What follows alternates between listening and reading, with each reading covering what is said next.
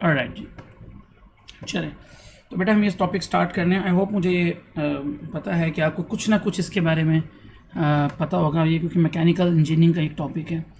अच्छा, ये हम स्टार्ट कर रहे हैं बेटा application of second order differential equation, जिसको हम मास स्प्रिंग सिस्टम भी कहते हैं। मास स्प्रिंग सिस्टम है क्या? नॉर्मली आपको पता है, आपने दो केसेस इसमें पढ़े होंगे, एक हॉरिजेंटल में एक वर्टिकल में, क्योंकि हमारे क्वेश्चन यहाँ पे सारे वर्टिकल में हैं। हॉरिजेंटल में भी हम इसको डिस्कस कर सकते हैं, सेम मेथड होता है हमारे पास, ठीक है। अच्छा, स्टार्ट कैसे करेंगे बेटा, साथ साथ देखिएगा, कोई कन्फ्यूजन है तो मुझसे आप पूछते रहिएगा। आपको एक ये डायग्राम इसमें नज़र आ रही है बच्चों, तो लेट्स से हम यहाँ पर ये कंसिडर करके चलेंगे कि हमारे पास एक सीलिंग है इसमें, जस्ट अ मिनट, ऑलराइट। तो हम ये कंसिडर कर लेते हैं, ये आपको एक नज़र आ रहा होगा, एक सीलिंग सिस्टम है, ठीक है, छत है आप ये कह सकते हैं। उसके साथ बेटा एक स्प्रिंग को अटैच किया हुआ है, ठीक है। जो जो चीज़ें मैं कराऊंगा आपको फिजिकल सोचना है ताकि आप इसकी मैथमेटिकल मॉडलिंग कर सकें। इसकी मैथमेटिक्स को समझना बहुत ज़रूरी है यहाँ पर। तो हम इमेजिन ये करते हैं बच्चों कि एक हमारे पास ये सीलिंग सिस्टम है, इसके साथ एक स्प्रिंग अटैच हुआ है।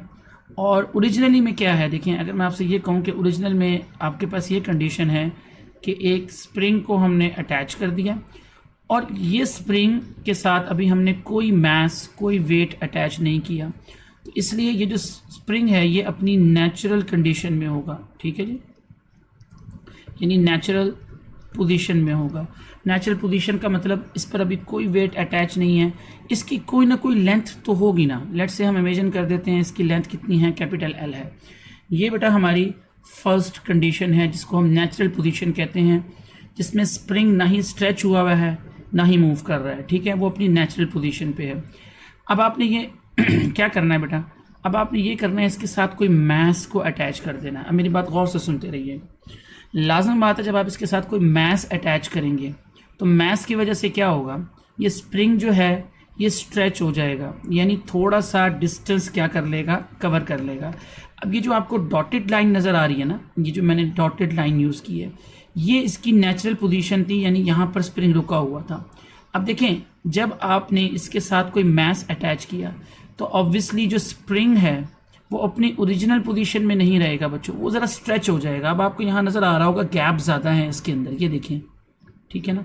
ये गैप क्यों ज़्यादा है, क्योंकि स्प्रिंग क्या हो चुका है, यहाँ पे स्ट्रेच हो चुका है थोड़ा सा। अब देखें, हम ये इमेजिन करते हैं बच्चों कि जैसे ही आपने इसके साथ कोई मास अटैच किया तो मास अटैच करने पर क्या होगा, वेट आ जाएगा उसके पास। तो वेट आने की वजह से बच्चों क्या होगा, ये स्प्रिंग थोड़ा सा इस नेचुरल पोजीशन से नीचे चला जाएगा, ऐसा ही होगा बच्चों। तो हम इमेजिन करते हैं जब ये नीचे जाएगा तो कोई ना कोई डिस्टेंस, कोई ना कोई डिस्प्लेसमेंट तो कवर करेगा ना। तो हमने क्या इमेजिन कर लिया, ये कितना डिस्प्लेसमेंट यहाँ से कवर कर रहा है, एस, यानी बेटा आपकी पोजीशंस क्या हो गई। लेट्स से सेकंड पोजीशन में आप ये कर लेते हो, अगर मैं इसको यहाँ से हटा के एक डायग्राम फिर से बनाऊँ कि ये आपका सेकंड कंडीशन है, ठीक है। अब आपका जो स्प्रिंग है वो थोड़ा सा स्ट्रेच होके यहाँ पे आ गया इधर, ठीक है, ये मैस हमने लगा दिया इसके साथ। पहली कंडीशन क्या थी कि आपकी जो ये जो थी ना, ये इसकी इनिशियल थी कि मैच शुरू में यहाँ पे था, ये इसकी नेचुरल पोजीशन थी, ठीक है, नेचुरल पोजीशन ओरिजिनल में था। अब थोड़ा सा स्ट्रेच होके ये नीचे आ गया। हम ये कहते हैं भाई जब ये नीचे आया तो इसने कुछ ना कुछ डिस्टेंस तो ये कवर किया ना, ये जो आपको ग्रीन में नज़र आ रहा है, मैं कहता हूँ ये डिस्टेंस एस है। एस का मतलब ये स्ट्रेच होके नीचे आ गया, ठीक है। अच्छा, अब ये नीचे क्यों आया, अब आपको पता है इस पर मैस हमने लगा दिया, मैस की वजह से इस पर वेट होगा और ग्रेविटी इसको क्या करेगी, नीचे की तरफ खींचना शुरू कर देगी, ठीक है। तो इसका मतलब ये होगा बच्चों कि इसके ऊपर एक फोर्स जो है वो एक्ट करना शुरू हो जाएगी, मैस और ग्रेविटी, जिसको आप वेट कहते हैं, ठीक है ना, यानी इसका एक वेट हो जाएगा और इस वेट की वजह से क्या होगा, ये डाउनवर्ड मूव होना शुरू हो जाएगा। अब बेटा आपको पता है, ऑब्जर्व करें हुआ क्या, जैसे ही आपने इस पर मैस लगाया ये थोड़ा सा मूवमेंट तो करेगा ना ऊपर नीचे की तरफ, जिसको हम टू एंड फ्रो मोशन कहते हैं। थोड़ा सा मूवमेंट करने के बाद, मेरी बात गौर से सुनिएगा, ये यहाँ आके स्टॉप हो जाएगा, यानी ये यहाँ पे आके रुक जाएगा, यानी ये जो है इसकी न्यू पोजीशन है, ये यहाँ पे आके रुक गया बच्चों। ये जो मैंने अब ग्रीन से बना रहा हूँ तो बच्चों ये इसकी न्यू पोजीशन है, पहले इसकी पोजीशन ये रेड वाली थी, अब ये इसकी न्यू पोजीशन है, ठीक है, पुरानी पोजीशन नहीं है, यानी यहाँ पर आके बेटा ये रुक गया है। इस पोजीशन को हम कहते हैं इक्विलिब्रियम पोजीशन, इक्विलिब्रियम बेटा क्या होता है आपको पता होना चाहिए। इक्विलिब्रियम का मतलब ये होता है कि जहाँ पे हर चीज़ रेस्ट पे आ जाती है। अच्छा, अब यहाँ पर ये रेस्ट पर क्यों आया है, ये आपको एक बड़ा इंपॉर्टेंट क्वेश्चन है जी। एनीवन जी कोई बता सकता है कि ये थोड़ी देर के बाद यहाँ पर क्यों रुक गया है मैथ जी? कोई फोर्सेस हैं इसके ऊपर हिडन? देखो बच्चों, स्प्रिंग के अंदर अपनी एक फोर्स होती है, ठीक है। जैसे ये नीचे आया तो आपको पता है कि यहाँ पर आने के बाद ये रुक गया। रुक क्यों गया बच्चों? जैसे ये मास नीचे की तरफ जाएगा तो स्प्रिंग स्ट्रेच होगा। स्प्रिंग क्या करेगा? स्प्रिंग उसको अपनी नेचुरल कंडीशन में लाने के लिए एक फोर्स लगाएगा जिसको रिस्टोरिंग फोर्स कहते हैं। ये आपको पता होना चाहिए। मास नीचे फोर्स लगा रहा है ग्रेविटी की वजह से, और स्प्रिंग इसको वापस अपनी तरफ क्या कर रहा है? ऊपर की तरफ लेके आ रहा है। तो स्प्रिंग में एक फोर्स होती है जिसको रिस्टोरिंग फोर्स कहते हैं। और हुक्स लॉ क्या कहता था? हुक्स लॉ यही कहता था, ये जो रिस्टोरिंग फोर्स होती थी बच्चों, ये KS हुआ करती थी। अब होगा क्या बेटा, अगर मास यहाँ पर रुक गया है यानी आपकी मूवमेंट नहीं हो रही है, ये तभी मुमकिन होगा जब डाउनवर्ड फोर्स और अपवर्ड्स फोर्स दोनों एक दूसरे को क्या कर देंगे? बैलेंस कर देंगे, तभी तो मूवमेंट खत्म हो जाएगी। तो इसका मतलब यही होगा बच्चों, ये जो डाउनवर्ड फोर्स थी mg और ये जो ऊपर रिस्टोरिंग फोर्स थी स्प्रिंग की, ये एक दूसरे को क्या कर देंगे? बैलेंस कर देंगे, ठीक है। आई होप ये चीज़ आपको पता होगी। तो फर्स्ट कंडीशन में जैसे जैसे हम क्वेश्चंस करेंगे, आपके पास बच्चों जो सिचुएशन मैं बता रहा हूँ यही सिचुएशन हुआ करेगी। स्प्रिंग पहले ओरिजिनल पोजीशन में होगा, नंबर 1, यानी उस पर कोई वेट कोई मास नहीं लगा हुआ होगा। फिर क्या होगा बच्चों, हम उसके साथ एक मास अटैच कर देंगे, एक वेट अटैच कर देंगे। वेट अटैच होने के बाद क्या होगा? स्प्रिंग अपनी पोजीशन को ज़रा चेंज कर लेगा। आई मीन दैट वो थोड़ा सा डाउनवर्ड चला जाएगा, स्ट्रेच हो जाएगा। डाउनवर्ड का मतलब है वो कुछ डिस्प्लेसमेंट कवर कर लेगा, जिसको हम एस कह रहे हैं। एस का मतलब वो स्ट्रेच हो गया हमारे पास, ठीक है। स्ट्रेच होने के बाद वो एक जगह रुक जाएगा, इसका मतलब है यहाँ पे वो रेस्ट पर आ गया। यानी ये वाली जो कंडीशन है इसकी, ये इक्विलिब्रियम कंडीशन हो गई। अब ये रेस्ट पर क्यों आएगा? अब इसके रीज़न यही है बच्चों, क्योंकि इसकी जो डाउनवर्ड फोर्स है, जो वेट है, जो ग्रेविटी है और जो इसकी रीस्टोरिंग फोर्स है, ये एक दूसरे को बैलेंस कर रहे हैं, तभी तो ये रेस्ट पर आ गया। यानी एक दूसरे को कैंसल आउट कर रहे हैं, जिसको हम कहते हैं, ठीक है। तो ये कंडीशन नंबर 1 आपने याद रखनी है बच्चों। ये कंडीशन आप कब लगाएंगे? जब आप उसके ऊपर कोई मास या वेट क्या कर देंगे? अटैच कर देंगे, ठीक है जी। अब बेटा एक बात को समझें, ये आपकी 2 कंडीशंस हो गई थी, ठीक है। ये बात मैंने यहाँ पे लिखी हुई है, the gravity is pulling the mass downward and restoring force of the spring is pulling the mass upward. ये आपको पता है, ये दोनों कंडीशन हो रही है। When it is coming down ultimately it will stop at some point. लाजिम बात है, ये नीचे आके कहीं ना कहीं किसी पॉइंट पर स्टॉप हो गया है। When these two forces are equal, बेटा जब ये दोनों फोर्सेस इक्वल हो जाएंगी तो हम क्या कहेंगे? The mass is set to be an equilibrium position। तो ये बात याद रख लें, इक्विलिब्रियम पोजीशन पे बेटा आपका ये वाला फार्मूला हम यूज़ किया करेंगे, ठीक है।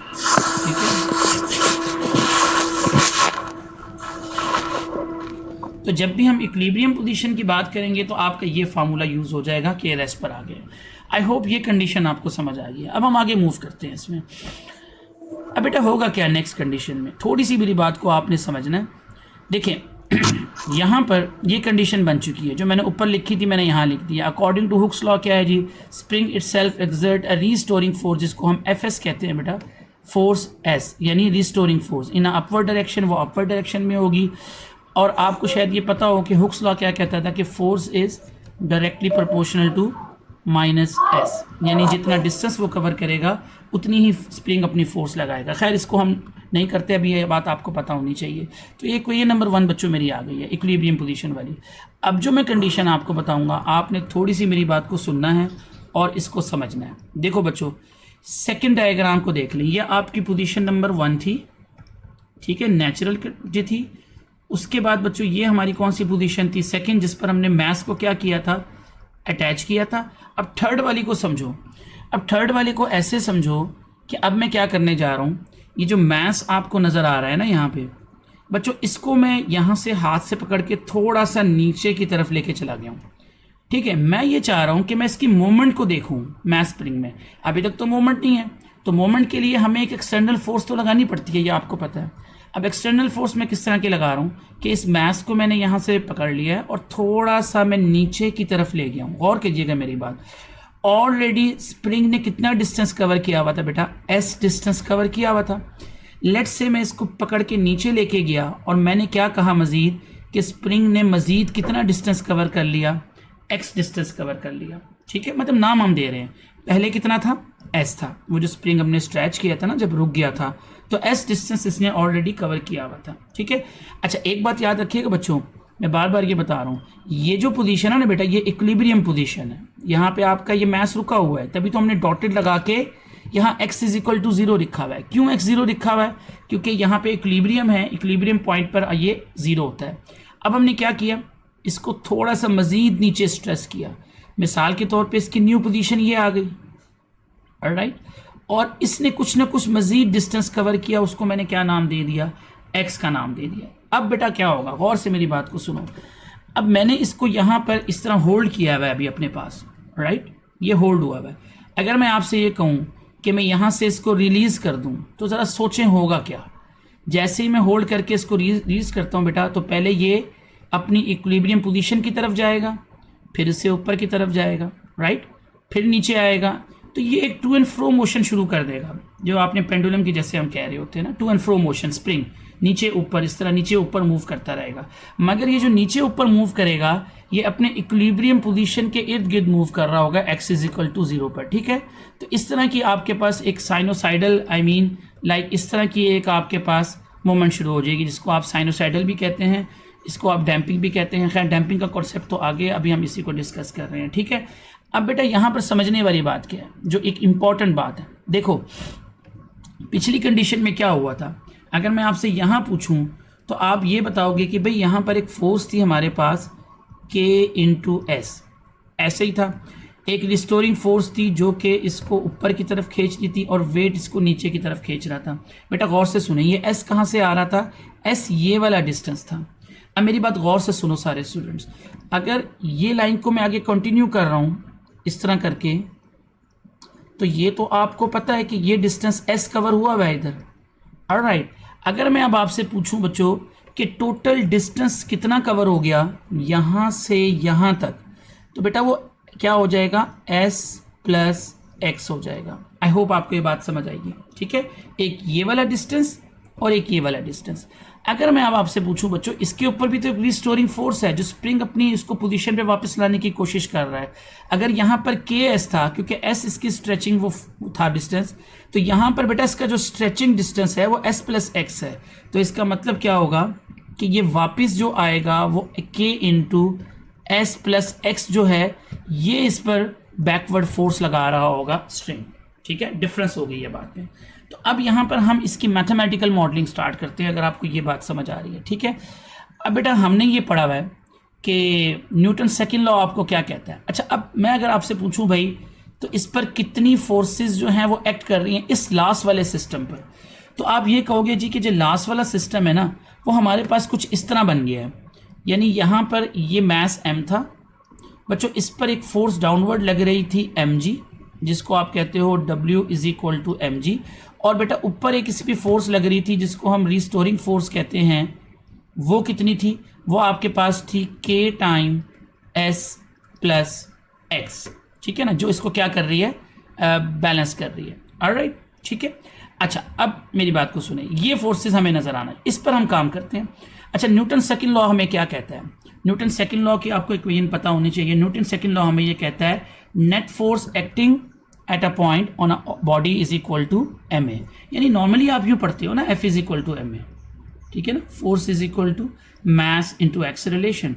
बेटा यहाँ जो फोर्स है ना, वो एक सिंगल फोर्स नहीं है, यहाँ पर हम बात करेंगे सम ऑफ फोर्सेस, यानी एक सिस्टम पर जितनी भी फोर्सेस लग रही हैं उनका जो सम होगा वो मास इंटू एक्सेलरेशन के इक्वल होगा। अब मैं आपको ये सिस्टम दिखाता हूँ बच्चों, मे बी आपको ये पता हो। तो बेटा यहाँ पर इस पर मैंने फोर्स निकालनी है, सम ऑफ फोर्सेस। अब मैं ये सम ऑफ फोर्सेस कैसे बताता हूँ आपको, या मैं कैसे बता रहा हूँ, तो देखो इस पर जो फोर्सेस का सम है, कितनी फोर्सेस लग रही हैं, दो फोर्सेस लग रही हैं आपके पास। एक तो बेटा ये फोर्स है, वेट भी तो फोर्स है, और एक ये एफ एस फोर्स है आपके पास ऊपर, ये वाली। तो मुझे क्या करना चाहिए, मेरे पास दो ऑप्शन है बेटा, या तो मैं इनको कैसे सम अप करूँ, एफ एस प्लस डब्ल्यू तो मैं नहीं लिख सकता। आपने ये देखना है कि ग्रेविटी इसको नीचे की तरफ खींच रही है, तो किसका असर ज़्यादा होगा? लाजिम बात है mg का असर ज़्यादा होगा। तो अगर मैं इसकी नेट फोर्स की बात करूं तो बेटा इसकी नेट फोर्स बनेगी mg minus k into S is equal to ma। ठीक है जी, मैंने mg में से ks क्यों माइनस किया? ये ks नहीं होगा, k into S plus x होगा, राइट। अच्छा, अब क्वेश्चन ये है कि मैंने ऊपर वाली फोर्स में से नीचे वाली को क्यों नहीं माइनस किया? ये असल चीज़ है। मैंने नीचे वाली में से ऊपर क्यों वाला क्यों माइनस किया? क्योंकि बेटा ग्रेविटी यहाँ पर ज़्यादा असर कर रही है, क्योंकि बॉडी को नीचे की तरफ ले जाया जा रहा है, ठीक है, तो वहाँ पर असर ज़्यादा है, वहाँ पर वेट ज़्यादा है। सो डैट्स वाई जो ज़्यादा में से कम को हमेशा माइनस किया जाता है। माइनस क्यों कर रहे हैं? बेटा इनकी डायरेक्शन ऑपोजिट है, ये तो आपको पता है। अगर डायरेक्शन इनकी ऑपोजिट होगी तो माइनस होंगी, अगर डायरेक्शन सेम होंगी तो फोर्सेज ऐड हो जाती है, ठीक है। तो हमारे पास अब नेट फोर्स क्या बन रही है बच्चों? नेट फोर्स बन रही है mg minus K into S plus X, और इज इक्वल टू क्या होगा? Mass into acceleration. तो आपको बेटा ये नजर आ रहा होगा, ये हमारी नेट फोर्स है mg minus K X plus S is equal to M A. जितने भी आपके वर्टिकल सिस्टम होते हैं जो हैंगिंग में होते हैं बेटा, उन पे यही जो है वो रूल अप्लाई हो रहा होता है, ठीक है। अब यहाँ पर देखो एक बात, ये बात आपको पता होनी चाहिए कि अगर मैं एक यहाँ पर मैं आपसे ये कहता हूँ बच्चों कि एक चीज़ है डिस्प्लेसमेंट, और बेटा डिस्प्लेसमेंट को मैं नाम दे रहा हूँ एक्स ऑफ टी का। फॉर एग्जांपल ये डिस्प्लेसमेंट है, ये देखें, ये जो एक्स है ना, ये डिस्प्लेसमेंट था। अच्छा चलें, अब आपको पता है कि वेलोसिटी क्या चीज़ होती है, ये बहुत बेसिक्स चीज़ें हैं। आप वेलोसिटी को कैसे डिफाइन करते हैं बच्चों? आप वेलोसिटी को डिफाइन करते हैं the rate of change of displacement. यानी अगर आप डिस्प्लेसमेंट का रेट ऑफ चेंज ले लें तो वो वेलोसिटी बन जाएगी। यानी अगर मैं आपसे ये कहूँ v क्या है, तो आप कहोगे बच्चों ये रेट ऑफ चेंज है d बाई डी टी है किसका? x ऑफ t का। या आसान वर्डिंग में मैं आपको ये कहूँ बच्चों कि वेलोसिटी जो होता है वो डिस्प्लेसमेंट का डेरिवेटिव होता है, ठीक है ना। सोच लें इस बात को कि डिस्प्लेसमेंट का रेट ऑफ चेंज निकालेंगे तो वेलोसिटी बनेगी ना, ठीक है। रेट ऑफ चेंज ही तो डेरिवेटिव होता है। वेलोसिटी तक हम आ गए हैं बच्चों। अच्छा, अब मैं आपसे कहूँ यार मुझे ज़रा एक्सेलरेशन के बारे में बताएं, वो क्या होता है? तो आप फ़ौरन कह देंगे कि भाई वो रेट ऑफ चेंज होता है वेलोसिटी का, ठीक है ना। यानी वेलोसिटी का जो रेट ऑफ चेंज होता है वही तो आपके पास एक्सेलरेशन होता है। ऑलराइट, अगर मैं आपसे ये कहूँ कि a is equal to d by d t, I mean the rate of change velocity. बेटा वेलोसिटी खुद क्या है? D x upon d t है। D x upon d t आपका क्या है? वेलोसिटी है। अब आप गौर करें, ये तो आपके पास सेकंड डेरिवेटिव बन गया, यानी डिस्प्लेसमेंट का डेरिवेटिव। अगर मैं इसको मैथमेटिकल लिखना चाहूँ बच्चों तो ये एक्चुअल में बनेगा D square X by D T square. अब आपको नजर आया कि एक्सेलरेशन एक्चुअल में डिस्प्लेसमेंट का सेकंड डेरिवेटिव होता है। तो अब हम क्योंकि इसकी मैथमेटिकल मॉडलिंग कर रहे हैं तो मैं यहाँ पर ये बता रहा हूँ ये जो एक्सेलरेशन है ये एक्चुअल में क्या है? ये आपका डिस्प्लेसमेंट का सेकंड डेरिवेटिव है। क्योंकि हम इसको डिफरेंशियल इक्वेशन की तरफ लेके जा रहे हैं, सेकंड ऑर्डर की तरफ, तो इसलिए हमने इसकी मैथमेटिक्स करनी है, ठीक है। तो अब मैं क्या करूँगा बच्चों, इस a की जगह बेटा ये D square x over D T square को रिप्लेस कर दूंगा। अब आप ऐसा ऐसा देखिए हम अपनी मॉडलिंग की तरफ मूव करने लग गए हैं, राइट। यहाँ पर क्या होगा? इसको मल्टीप्लाई करें, minus K S is equal to M time D square x over D T square. अब बेटा आपको याद होगा ऊपर मैंने कहा था कि इक्विलिब्रियम पोजीशन पर एम जी और के एस दोनों सेम होते हैं, राइट। यानी एम जी और के एस दोनों सेम होते हैं। तो अब हम क्या करेंगे बच्चों, यहाँ पर ये के एक्स कैसे आया? इस के एस की जगह मैंने एम जी लगा दिया। ये जो के एस था ना, क्योंकि के एस किसके इक्वल था? एम जी के इक्वल था। तो बच्चों यहाँ पे मैंने के एस की वैल्यू लगा दी है एम जी, राइट, क्योंकि के एस और एम जी सेम है। इसका फ़ायदा क्या होगा? ये एम जी और एम जी आपस में कैंसिल आउट हो जाएंगे। तो you get minus K X is equal to M time D square x over D T square. थोड़ा सा रीअरेंज करते हैं, के एक्स नेगेटिव है उधर लेके जाते हैं, प्लस हो जाएगा। तो बेटा ये आपकी मास स्प्रिंग सिस्टम की एक सेकंड ऑर्डर की डिफरेंशियल इक्वेशन बन चुकी है जो आपको ज़बानी याद रखनी है, ठीक है। यानी m time D square x over D T square plus k time x is equal to 0, right. तो अब ये इंपॉर्टेंट थी। सबसे पहले तो आपने इस इक्वेशन को ज़बानी याद रखना है और आपने कहीं लिख लेना है कि आपके पास जो मास स्प्रिंग सिस्टम है, ठीक है, इस मास स्प्रिंग सिस्टम की मैं बार बार कह रहा हूँ कंडीशन को याद करो, मैं भी क्वेश्चंस पे चला जाऊँगा। ओरिजिनल में स्टेप नंबर 1 क्या होता है? स्प्रिंग अपनी नेचुरल कंडीशन में होता है, उस पर कोई मैस अटैच नहीं होता। अब कहीं लिख लें, ये बातें आपको याद रहेंगी। नंबर 2 क्या करते हैं हम? उस पर कोई मैस को अटैच कर देते हैं, कोई वेट को अटैच करेंगे। तो होगा क्या? जैसे ही मैस को अटैच करेंगे तो स्प्रिंग बेटा स्ट्रेच हो जाएगा, थोड़ा सा नीचे की तरफ खिंच जाएगा। कुछ डिस्टेंस कवर कर लेगा, कुछ डिस्टेंस कवर करेगा यानी स्प्रिंग स्ट्रेच हो जाएगा, तो हम कहेंगे कितना स्ट्रेच हुआ, एस स्ट्रेच हो गया नीचे। अब नीचे जाने के बाद वो कहीं रुक जाएगा। अब वो क्यों रुकेगा, अब माइंड में पहली बात है कि वो क्यों रुकेगा, वो इसलिए रुकेगा कि इस पर दो फोर्सेस एक्ट कर रही होंगी। एक उसका वेट यानी ग्रेविटी इसको नीचे की तरफ खींचेगी, वेट एक्टिंग डाउनवर्ड होगा, मगर स्प्रिंग अपनी ओरिजिनल कंडीशन में आने के लिए एक फोर्स लगाएगा जिसे रीस्टोरिंग फोर्स कहते हैं, केएस, हुक लॉ से। तो वो दोनों एक दूसरे को बैलेंस कर देंगे, तो बेटा ये इक्विलिब्रियम कंडीशन आ जाएगी जिसमें mg और ks बराबर होंगे। सेकंड कंडीशन को रट्टा लगाएंगे। थर्ड कंडीशन क्या याद करेंगे, फिर से इस मैस को पकड़ेंगे, मजीद स्ट्रेच करेंगे x यूनिट नीचे, डिस्प्लेसमेंट थोड़ा सा नीचे ले गए, तो इसका मतलब है अब जो आपका टोटल डिस्प्लेसमेंट हो गया, जो कवर हुआ वो s नहीं था, x प्लस s हो गया। ठीक है, वहां से आपने मैस को छोड़ देना है, to and fro motion start हो जाएगी। पहले ऊपर जो रिस्टोरिंग फोर्स थी वो kx थी, अब k into x plus S हो जाएगी। अगेन हम नेट फोर्स यूज़ करेंगे, न्यूटन सेकंड लॉ यूज़ करेंगे, कैलकुलेशन करेंगे और हम अपनी एक मैथमेटिकल सेकंड ऑर्डर की डिफरेंशियल इक्वेशन बना लेंगे। ठीक है जी। अब हमने क्या करना है बेटा, एक कन्वेंशन हम यूज़ करेंगे, ये बड़ी इंपॉर्टेंट बात है। कन्वेंशन कैसे यूज़ की जाएगी, कन्वेंशन कैसे यूज़ की जाएगी ये समझो बच्चों। कन्वेंशन क्या चीज़ होती है, हम अपनी कुछ आसानी के लिए हम कुछ मैथमेटिकल नोटेशंस बना लेते हैं। ठीक है, वो क्या होती हैं जी, समझने के लिए कि हमारे पास, अच्छा देखो ये मैंने एक बेटा पोर्शन वहाँ से कट कर लिया है, ये वाला पोर्शन, ठीक है ना, यानी देखो ये बात को गौर से समझो, ये बेटा इक्विलिब्रियम पोजीशन थी, x इज इक्वल टू 0। अब यहाँ पे टू एंड फ्रो मोशन हो रही है ना, नीचे जा रहा है ऊपर जा रहा है। अब कन्वेंशंस क्या होती है, मेरी बात गौर से समझो बच्चों, तब आपको समझ आएगी। देखो इक्विलिब्रियम पे हुआ क्या, इक्विलिब्रियम पे आपका ये x इज इक्वल टू 0 है, नंबर 1, ये इक्विलिब्रियम पोजीशन है। यहाँ पे आपका x इज इक्वल टू 0 है। आप समझे बेटा ये आपका रेफरेंस पॉइंट है, इक्विलिब्रियम पोजीशन है। अच्छा अब मेरी बात को समझना है, जैसे मैं बताऊंगा। हम क्या करते हैं बच्चों, इक्विलिब्रियम पोजीशन से नीचे की तरफ, मेरी बात गौर से सुनिएगा, इक्विलिब्रियम पोजीशन से नीचे की तरफ हम पॉजिटिव लेते हैं।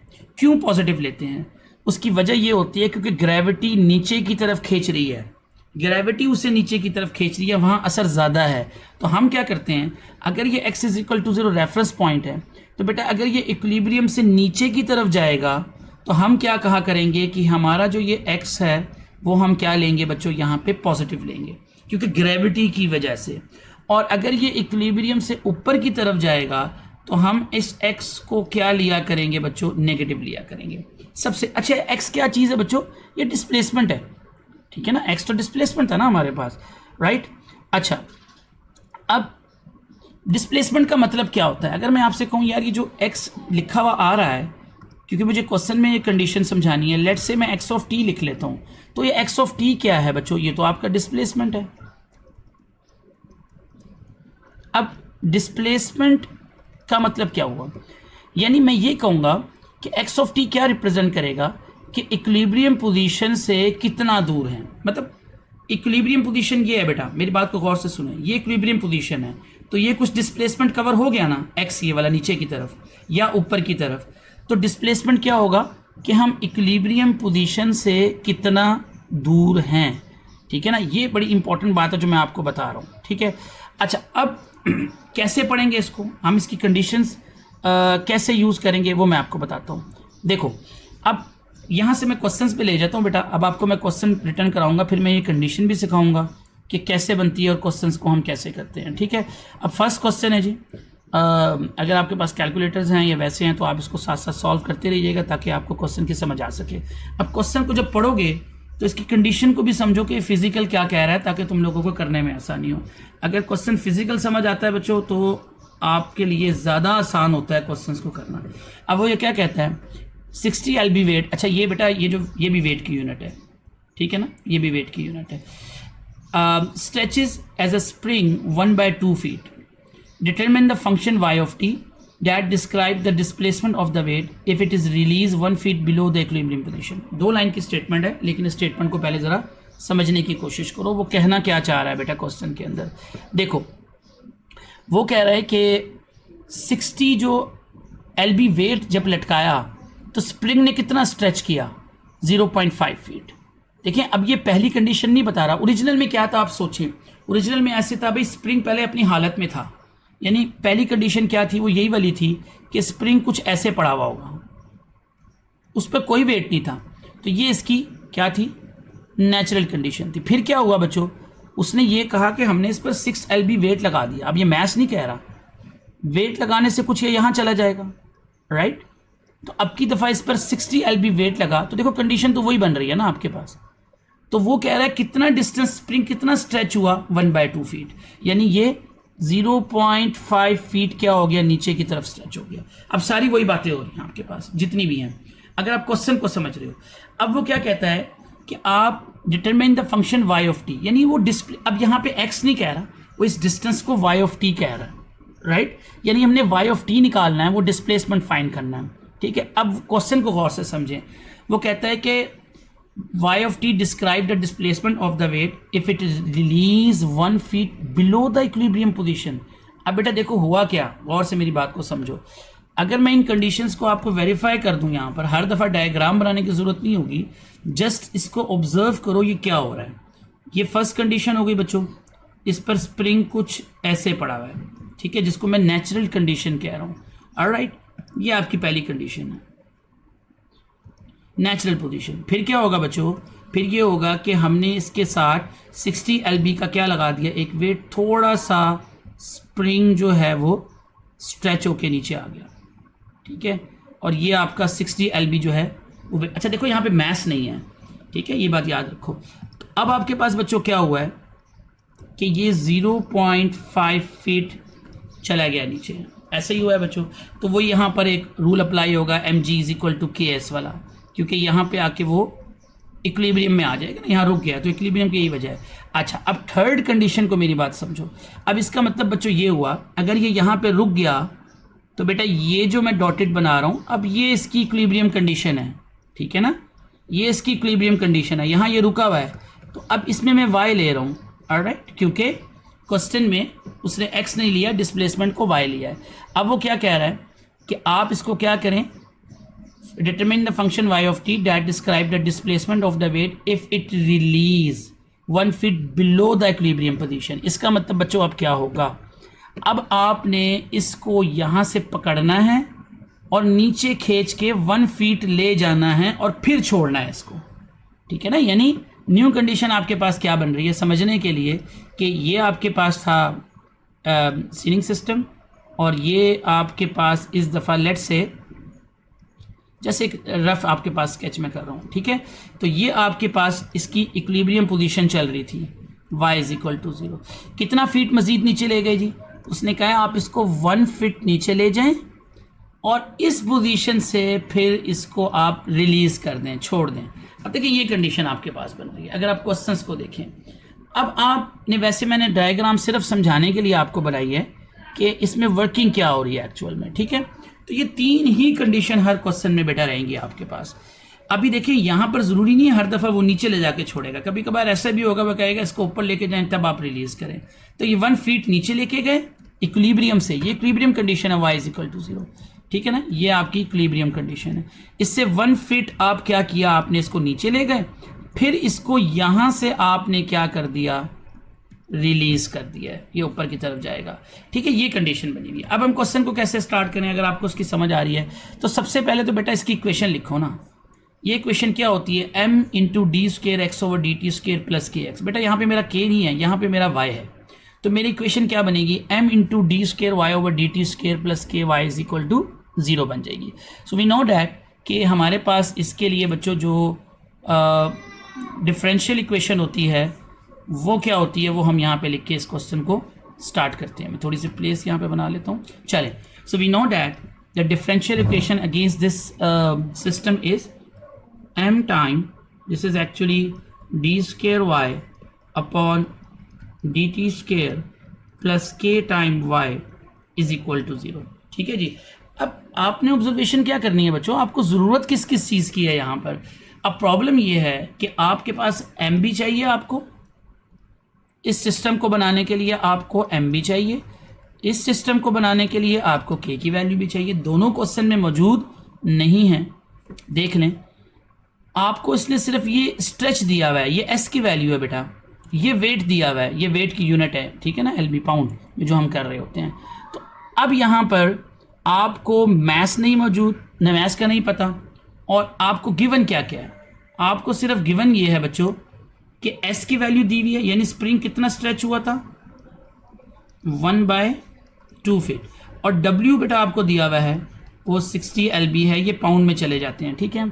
अच्छा, अब आप क्या करोगे, अब मेरी बात गौर से सुनो। अब बेटा यहाँ पर मैं पहले मैस को निकालूंगा। मैस कैसे निकालूंगा, हमें पता है कि डब्ल्यू का फार्मूला क्या होता है, mg होता है, ऑलराइट। अब देखो यहाँ पर, अब वेट तो मेरे पास है, ठीक है, वेट मेरे पास 60 है, मैस मुझे निकालना है। हाँ, अब बात होती है यहाँ पे बेटा, मैंने यहाँ पर g की वैल्यू 32 रखी है, मे भी आपको पता हो या आपको ना पता हो। आप नॉर्मल में g की वैल्यू क्या यूज़ करते हैं, 9.8 मीटर पर सेकेंड स्क्वायर। बेटा कोई स्टूडेंट जानता है ये रीज़न या नहीं जानता कि g की वैल्यू 32 भी हो सकती है, और ये कब होती है, मैंने g की वैल्यू 9.8 क्यों नहीं रखी है जी, एनीवन?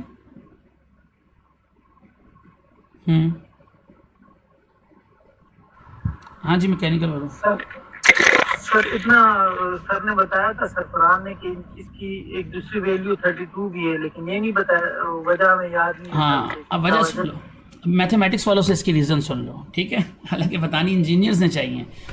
बेटा जब आप अपने सिस्टम की यूनिट्स आपकी मीटर में होती हैं या सेंटीमीटर्स में होती हैं, तो आप जी की वैल्यू 9.8 ले रहे होती हैं। कॉमन सेंस की बात है कि मैं यहाँ पे क्या लिख रहा हूँ, मीटर पर सेकेंड स्क्वायर, तो इसका मतलब है इसकी यूनिट में मीटर भी आ रहा है ना, तो इसका मतलब है आपके क्वेश्चन में बेटा जब मीटर होगा या सेंटीमीटर होगा और उसमें ग्रेविटी होगी तो वो आप 9.8 ही लेंगे। बट जब आपके क्वेश्चन में बात हो रही होगी फीट की, पाउंड्स की, इस तरह की, तो बेटा ये आपके पास बड़ा सिस्टम है, तो वहाँ 9.8 नहीं लेते हैं, वहाँ पर 32 लेते हैं, ठीक है। ये कन्वर्जेंस भी होती है, मैं भी कन्वर्जन पे नहीं जा रहा, मैं इसकी कन्वर्जन भी सिखा सकता हूँ कि मैं मीटर पर सेकंड को किस तरीके से मैं इस फीट पर सेकंड स्क्वायर में कन्वर्ट कर सकता हूँ। यानी इस सिस्टम में मैं जी को क्या ले रहा हूँ, दिस इज एक्चुअली 32, और बेटा यहाँ पे हम ले रहे हैं फीट पर सेकंड स्क्वायर, ठीक है। क्योंकि जब आपका सिस्टम फीट में होगा बेटा, जब आपका पाउंड में बात हो रही होगी, तो मैं बार बार रिपीट कर रहा हूँ, जी की वैल्यू 32 लेनी है, ठीक है। ये कन्वर्जेंस भी हम करवा सकते हैं, बट अभी आप इसको सिर्फ याद रखें। तो यहाँ पर मैंने जी की वैल्यू को 32 ले लिया, ठीक है। आपके जितने क्वेश्चंस आएंगे यहाँ पर फीट वगैरह में ही आएंगे, जितने भी होंगे। अब एम निकाल लें यहाँ से, you get your answer. So is actually 60/32 is equal to M.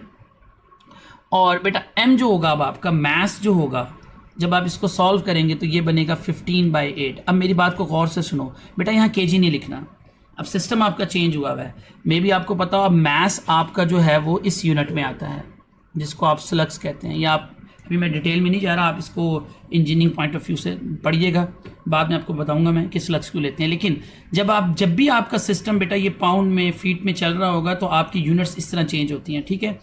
अब आपके पास एम तो मिल गया, एम का प्रॉब्लम हल हो गया है। अब एक्चुअल में मुझे किसका प्रॉब्लम हल करना है, के का। अब ज़रा याद करें, मैंने आपको बताया था इक्विलिब्रियम कंडीशन पे क्या होता है, एट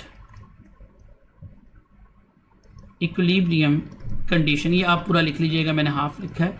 इक्विलिब्रियम कंडीशन पे बेटा मैंने आपको बताया था कि जो mg की वैल्यू होती है और ks की वैल्यू वो क्या होती हैं बच्चों, सेम होती हैं, हमें पता है। ये हमारी कंडीशन इस क्वेश्चन में भी है कि यहाँ पे mg और ks सेम होंगे, क्योंकि मुझे k की वैल्यू चाहिए तो मैं इसी तरह करूँगा। और आपको ये भी पता है कि mg तो हमारा वेट है, ठीक है, वेट कितना था, 60 था। k मुझे फाइंड आउट करना है, s मुझे 1/2 बच्चों यहाँ पे दिया हुआ है, ऑलराइट। अच्छा जी, अब बेटा यहाँ क्या बन जाएगा, इसको कैलकुलेशन करते हैं। यूनिट्स का बड़ा ध्यान रखा करें जी। तो कैलकुलेशन हम कैसे कर लेंगे इसमें, एक्चुअल में तो क्रॉस मल्टीप्लाई हो जाएगा, तो k कितना आ जाएगा, 120। अब क्वेश्चन आता है इसकी यूनिट क्या होगी। अगर आप गौर करें तो वेट की यूनिट क्या थी, LB थी ना, इसकी यूनिट थी LB, और S की यूनिट थी फीट। तो अब ये क्या बन गया, आप अगर गौर करें तो बेटा ये आपके पास जब आप k निकाल रहे हैं, क्योंकि आपने उधर जाके डिवाइड कर दिया है, तो ये LB पर फीट हो जाएगा। ठीक है, अगर आप यूनिट लिख रहे हैं तो अच्छी बात है, नहीं भी लिख रहे तो कोई इतना बड़ा प्रॉब्लम नहीं है। ठीक है, तो इसको देख लीजिएगा, लेकिन इसकी यूनिट आपके पास बन जाएगी LB पर फीट। जस्ट सेकेंड, एक मिनट।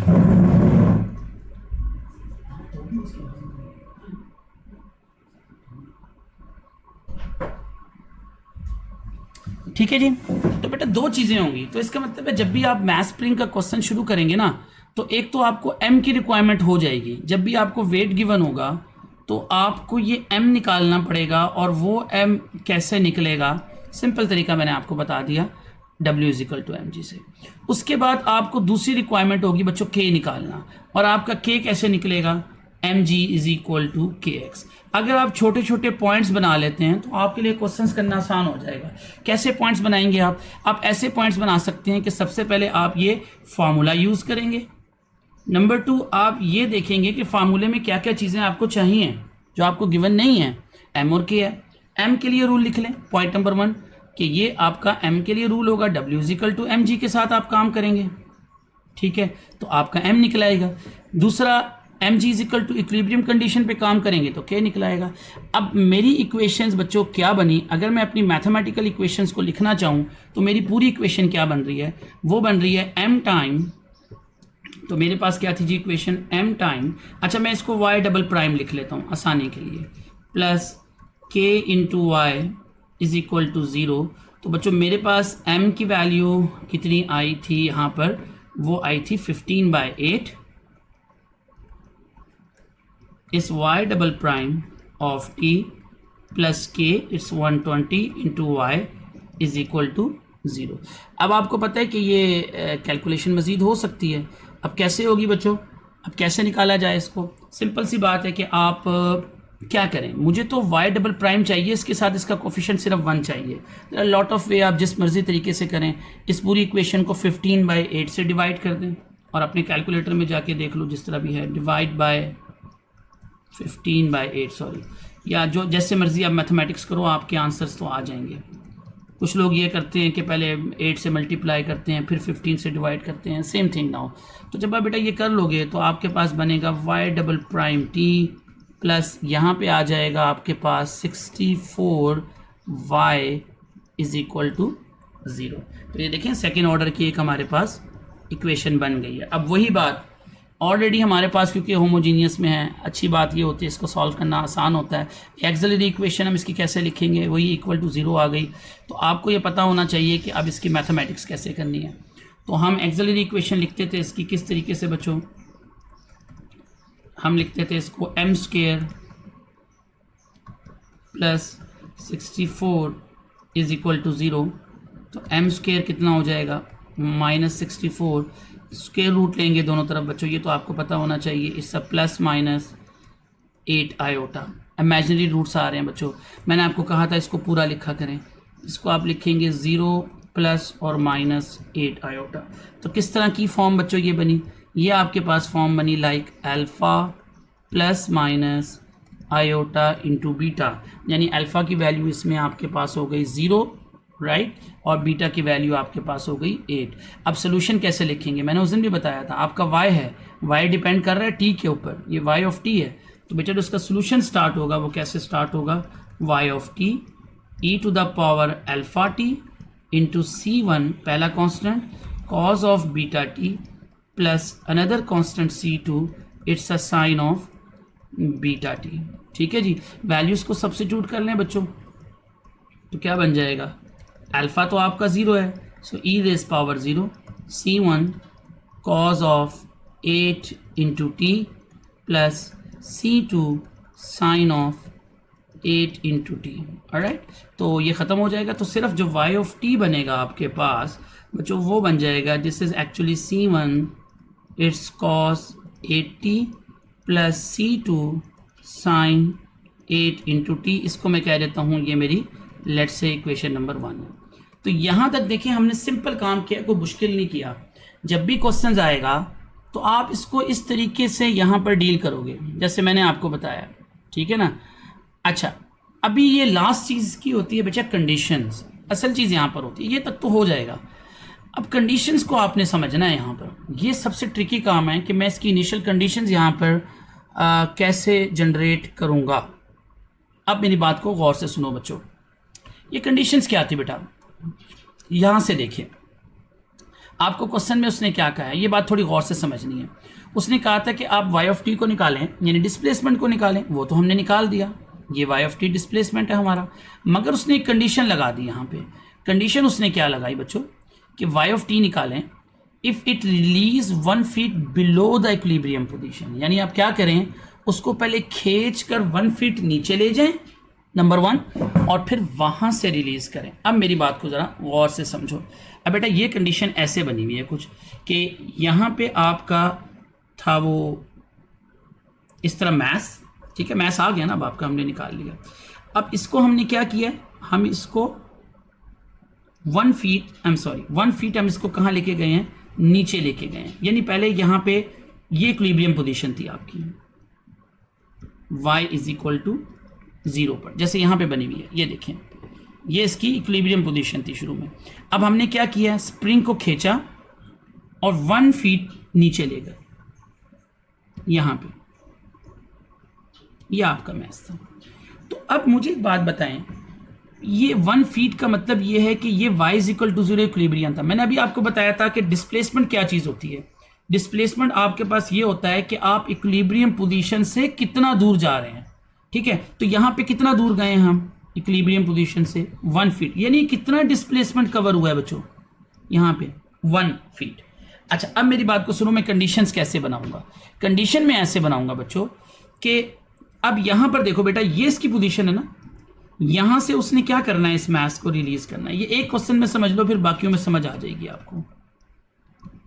ये यहाँ से उसने क्या करना है, इस पार्टिकल को, इस मास को क्या करना है, उसने रिलीज करना है। अब मुझे एक बात बताओ, गौर से समझनी है, यहाँ से रिलीज करने से पहले इनिशियल में क्या था बच्चों, आपके पास टाइम क्या था, 0 था, और उसने कितना डिस्प्लेसमेंट कवर कर लिया था बच्चों, 1 फीट। समझ आ रही है बात। हमने क्या कहा था, डिस्प्लेसमेंट क्या चीज होती है, y ऑफ टी। हमने ये कहा था कि y ऑफ टी ये होता है कि इक्विलिब्रियम से आप कितना दूर जा रहे हैं, वो डिस्प्लेसमेंट है। इक्विलिब्रियम से कितने डिस्टेंस पर है, ये इक्विलिब्रियम है, ठीक है ना, ये आपका इक्विलिब्रियम था, इससे हम कितने डिस्टेंस दूर थे, 1 फीट। और उसने कहा था कि यहां से आप रिलीज करेंगे। आपने जब रिलीज किया, रिलीज के टाइम आपका टाइम कितना था, हम इनिशियल क्या करते हैं, टाइम 0 लेते हैं, और उसने कितना डिस्टेंस कवर किया हुआ था, y is equal to 1 feet. तो बेटा पहली कंडीशन क्या बनेगी, पहली कंडीशन ये बनेगी, at time t is equal to 0 y is equal to 1। ये क्या बता रही है, ये डिस्प्लेसमेंट की कंडीशन बता रही है। और ऊपर मैंने आपको एक बात समझाई थी कि जब भी हम डिस्प्लेसमेंट से नीचे की तरफ मूव करेंगे, जब भी हम डिस्प्लेसमेंट से नीचे की तरफ जाएंगे, तो हम अपने डिस्प्लेसमेंट को पॉजिटिव लिया करेंगे।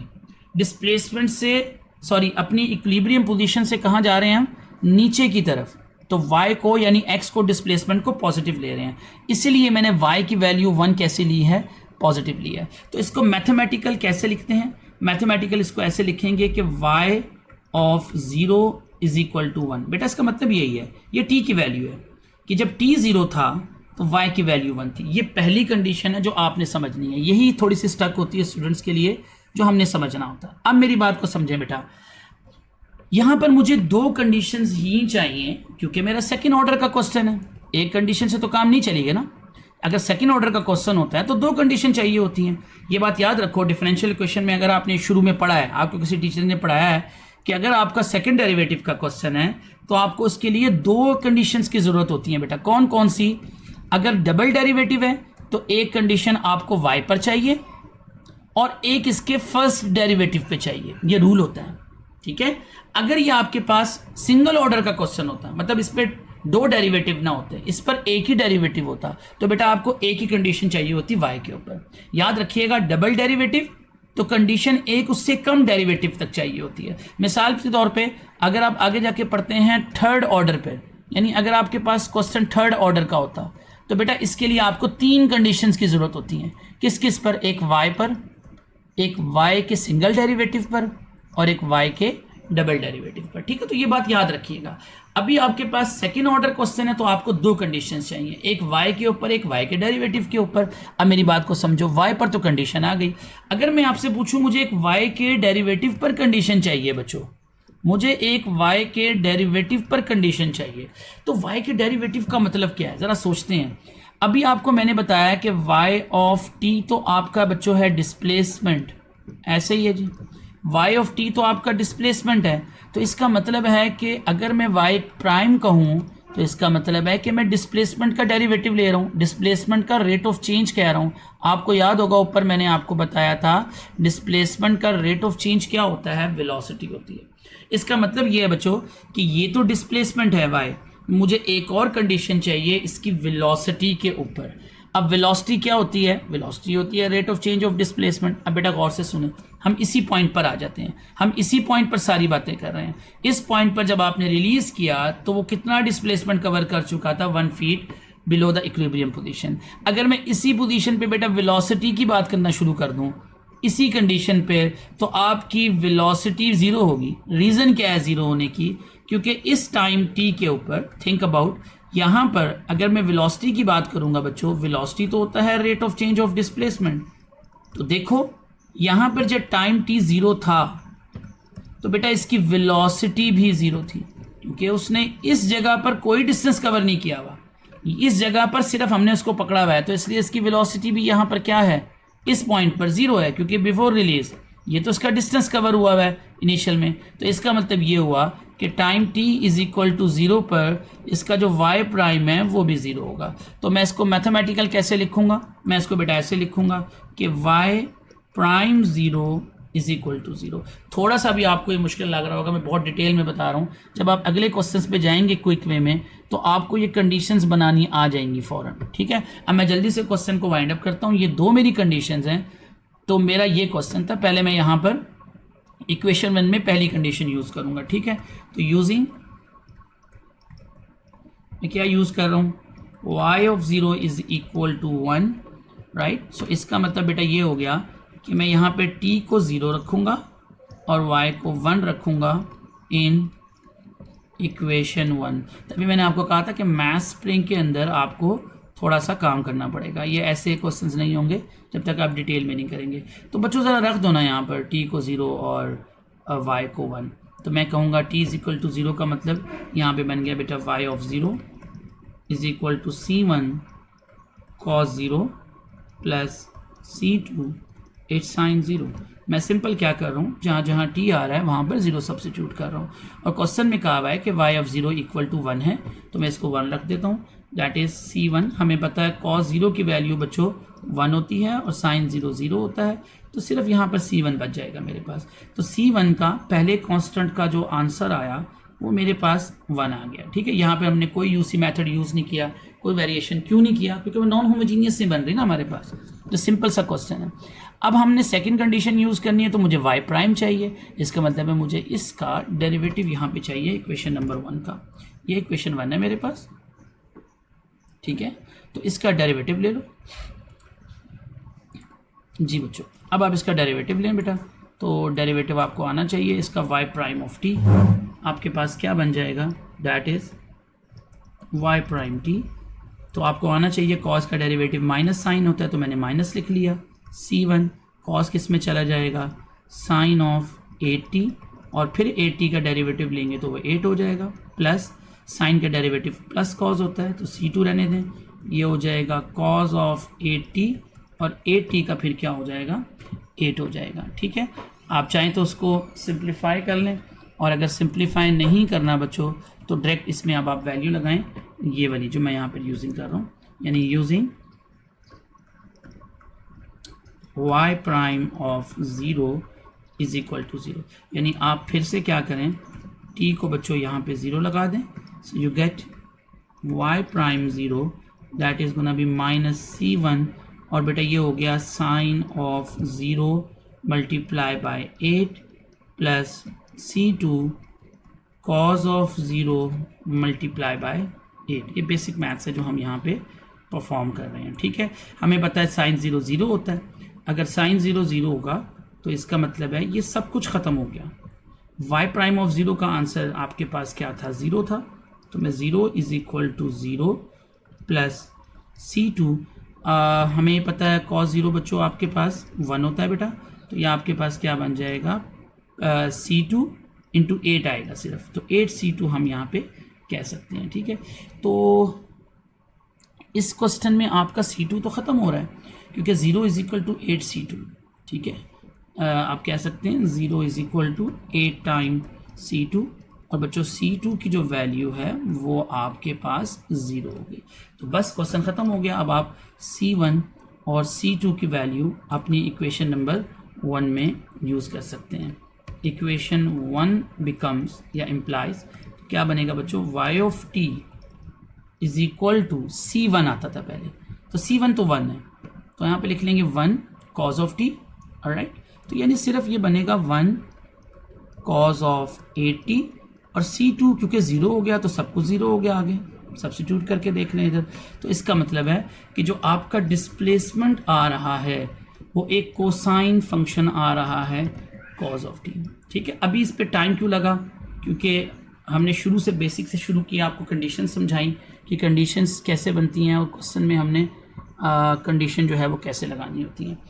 ठीक है बेटा, एक टाइप का क्वेश्चन मैंने आपको ये बता दिया। सेकंड, अब आपका ये क्वेश्चन जल्दी होगा क्योंकि पहले क्वेश्चन पे हमने टाइम स्पेंड कर लिया है। अब क्विक वे में चीज़ें आप यहाँ पर देख सकते हो। देखो, अब वो कह रहा है एन ऑब्जेक्ट वेटिंग 2 LB, वही बात हो रही है कि एक ऑब्जेक्ट पर इतना वेट लगाया तो स्प्रिंग कितना स्ट्रेच हो गया, 1/8 फीट। अब आपकी क्विक वे में आपको पता होना चाहिए कि वेट कितना दिया हुआ है, 2 LB दिया हुआ है।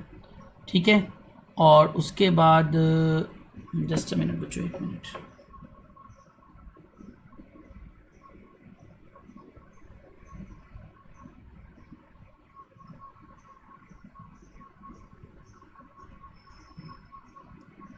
ओके बेटा, इस डाटा को देखेंगे आप।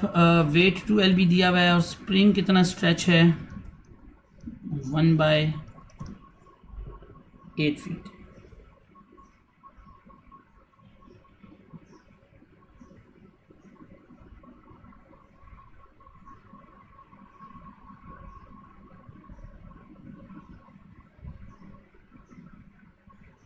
अच्छा बेटा, ऐसा है ना कि